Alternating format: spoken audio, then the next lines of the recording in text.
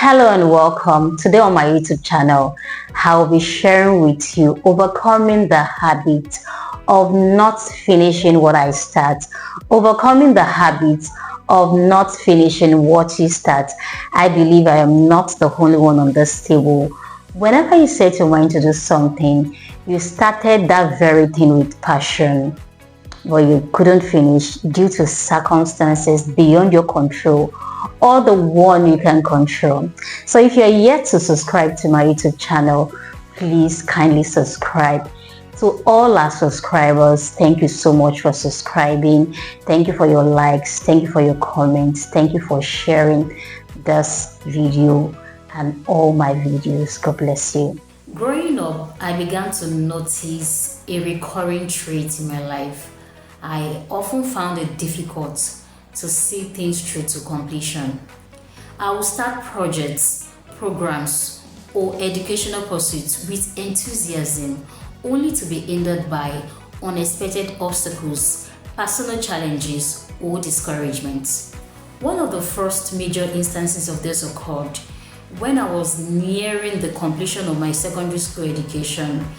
Due to unforeseen circumstances, I had to leave school in SS2, just one step away from finishing. The first time I registered for my SSC examination as an external candidate in a school, I had made payment, done every necessary preparation, but due to circumstances beyond my control, I couldn't go for my examination.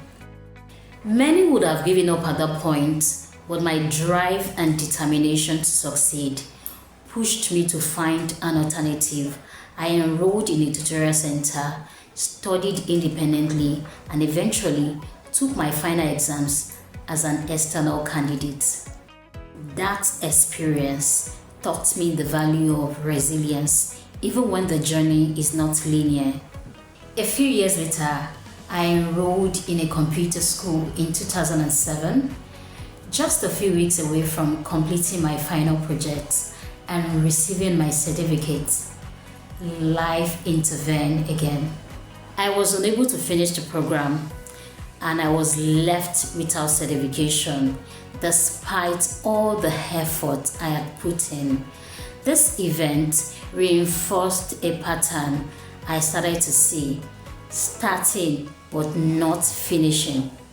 That's when I noticed it wasn't just a coincidence, it was a cycle.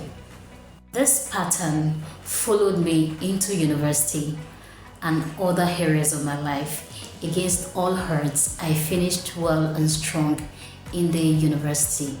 However, rather than accept it as a defining trait, I began to confront it intentionally. I refused to let my past dictate my future. I overcame this pattern by applying the following methods. First step, identifying and recognizing the challenge itself. You can't fix what you don't acknowledge.